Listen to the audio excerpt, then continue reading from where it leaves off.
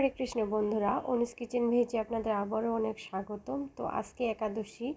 তো আজকে একাদশী তিথিতে ভগবানের জন্য আমি কি রেসিপি তৈরি করেছি সেটি আপনাদের সাথে শেয়ার করব। তো চলুন রেসিপিটা দেখে নিই। তো এখানে আমি নিয়েছি 250 গ্রাম সাবুদানা। তো এই সাবুদানাগুলো আমি ভিজিয়ে রাখবো 3 ঘন্টার জন্য।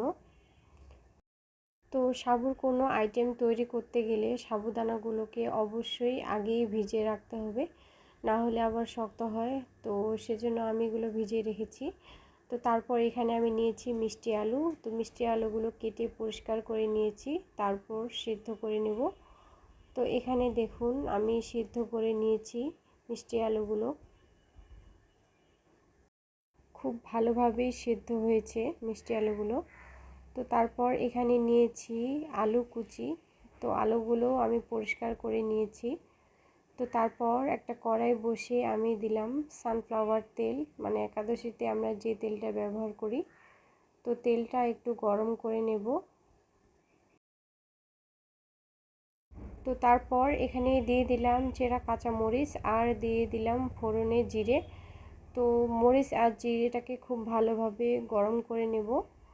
তো তারপর এখানে দিয়ে দিব ধুয়ে রাখা আলুর কুচিগুলো।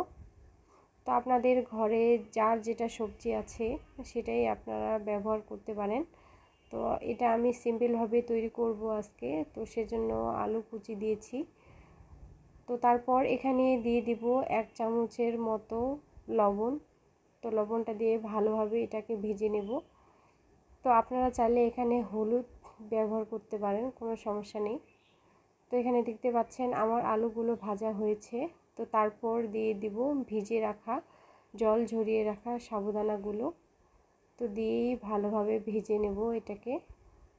তো বন্ধুরা, একাদশীতে কিন্তু সব ধরনের সবজি প্রায় খাওয়া যায়, শুধু যেগুলোর মধ্যে বিচি, মানে বেশি বিচি জাতীয় আবার আঁশ জাতীয় এই জাতীয় সবজিগুলো খাওয়া যাবে না, তাছাড়া সব কিছুই খাওয়া যায়। তো আপনারা যারা একাদশীতে সাবু খেতে পছন্দ করবেন বা করেন, তারা অবশ্যই সবজি দিয়ে ভালোভাবে এই একাদশীর সাবুটাকে তৈরি করে ভগবানকে নিবেদন করে প্রসাদ পাবেন। দেখবেন যে শরীরের মধ্যে কোনো দুর্বলতাই থাকবে না। তো এখানে আমার সাবুদানাগুলো ভালোভাবে ভেজে নেওয়া হয়েছে। তো তারপর এখানে যোগ করে দিব মিষ্টি আলু, মানে সিদ্ধ মিষ্টি আলুগুলো। তো মিষ্টি আলু যেহেতু খেতে মিষ্টি হয়, তো সেজন্য এখানে মিষ্টি আলুগুলো আমি ব্যবহার করেছি সাবুদানার মধ্যে। তো ভালোভাবে মিশিয়ে কিছুক্ষণ নেড়ে নেব। তো সাবুদানাগুলো আমার কমপ্লিট হয়েছে। বন্ধুরা, তৈরি হয়ে গেল আমার একাদশী স্পেশাল সাবুদানার রেসিপি। তো ভালো লাগলে অবশ্যই লাইক শেয়ার কমেন্ট করবেন আর আমার পেজটিকে ফলো করবেন। তো দেখা হবে পরবর্তী কোনো ভিডিওতে। সবাইকে একাদশীর শুভেচ্ছা জানাচ্ছি।